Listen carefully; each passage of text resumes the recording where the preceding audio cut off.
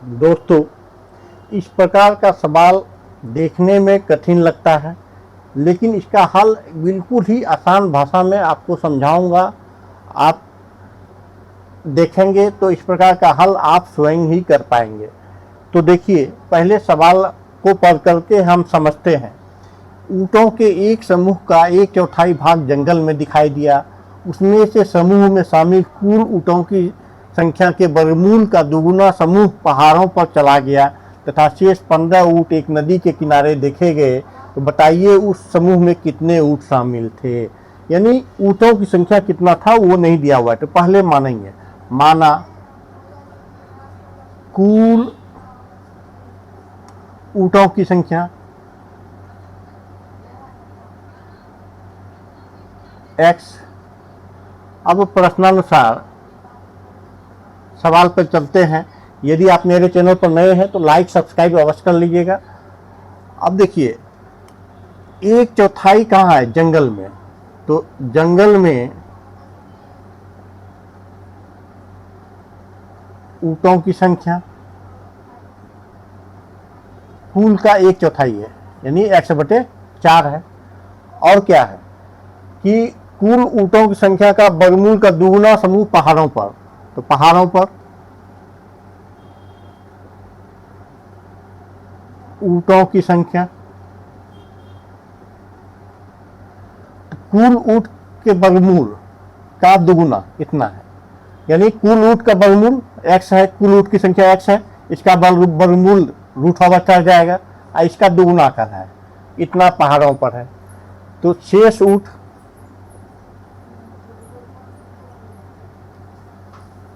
बराबर 15 है। तो अब देखिए, हम लोग सवाल पे चलते हैं। इतना चीज अगर आप बना लिए तो आप सवाल को सॉल्व कर लेंगे। अब देखिए, यहाँ पर कुल ऊँट है। अब ये तीनों मिलाकर के कुल ऊँट है, क्योंकि ये कहाँ है? जंगल में, और इतना भाग है पहाड़ों पर और शेष 15 है। यानी x/4 प्लस 2√x प्लस 15 बराबर x, इतना भाग है। अब इसको सॉल्व कर देंगे। तो देखिए, √x है, तो इसको आसान करने के लिए √x को हम y मान लेते हैं। तो माना √x = y। अब जब y मानते हैं तो देखिए क्या क्या आता है। इस √x को y माने हैं, तो यहाँ पर मेरा है x/4, तो ये हो जाएगा y²/4। क्यों? क्योंकि √x गुना √x = x होता है।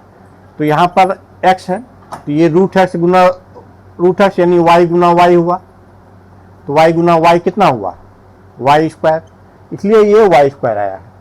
प्लस 2y प्लस 15 और फिर x है, तो ये y² हो जाएगा। उसी प्रकार से अब इसको सॉल्व करते हैं। इस y² को एक साइड में कर लेते हैं। तो y² बटे 4 minus y² plus 2y plus 15 = 0। ये 4 लघुत्तम होगा। y² माइनस 4y², नीचे नहीं कुछ है तो 1 है सबके नीचे। तो 4 दूनी 8y प्लस 15 चौकी 60 = 0, इतना आया। अब देखिए, y² में 4y² जाएगा, तो बचेगा कितना? -3y² प्लस 8y प्लस 60 = इस 4 को उधर कर दिए, 0 गुना 4 यानी 0 हो जाएगा। अब यहाँ से -3 कॉमन ले लिए, तो 3y² minus 8y minus 60 = 0। Equation मेरा क्या बचा? 3y² minus 8y minus 60 = 0।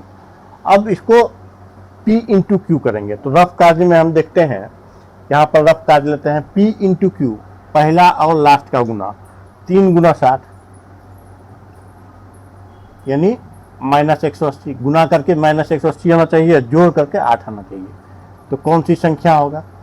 तो जोड़ करके -8 आना चाहिए, इसी से होगा, 180 से ही आएगा। तो 180 को हम प्राइम फैक्टराइजेशन करते हैं 2 से,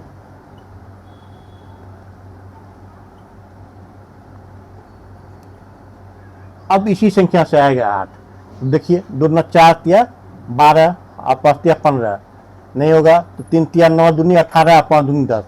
अब 10 और 8, 10 गुना -10 गुना 8 कितना है, यहाँ पर -8 लाना है हमको।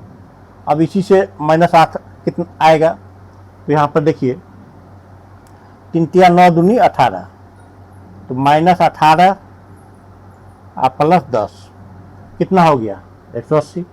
अब 10 में -18 जाएगा -8, दोनों को क्वालिफाई कर रहा है, यानी -18 और 10 दो संख्या क्या क्या लेंगे। अब इसको हल करने के लिए 3y² -18y + 10y -60 = 0, इतना इक्वेशन बना। अब देखिए क्या क्या इसमें आएगा, तो 3y कॉमन ले लिए तो y -6 हो गया, + 10 कॉमन ले लिए तो y -6 = 0, y -6 दोनों में है, कॉमन आ गया, 3y + 10 = 0। अब ऊट की संख्या निकालना है हमको। ऊट की संख्या तो इसमें माइनस में तो आएगा नहीं ऊट की संख्या, तो अब जब भी आएगा प्लस में, इसलिए y -6 = 0 आया, y = 6 आया, तो y = मेरा मान 6 आया। लेकिन ऊट की संख्या हम क्या माने हैं x, और यहाँ निकला है मेरा y = 6 निकला है। तो y किसको माने हैं, √x को, y माने हैं हम √x को, अर्थात √x = 6। अब दोनों ओर वर्ग करने पर, दोनों ओर वर्ग करने पर, तो वर्ग करेंगे तो ये स्क्वायर वर्ग करेंगे तो रूट हट जाएगा, x और 6 का वर्ग करेंगे तो 36 होगा। ये x किसको माने हैं, ऊट की संख्या, तो यही हमको निकालना था, ऊँटों की संख्या बराबर 36, यही आपका आंसर होगा। चैनल पर नए हैं लाइक सब्सक्राइब कर लीजिएगा और वीडियो को शेयर कर लीजिएगा। धन्यवाद।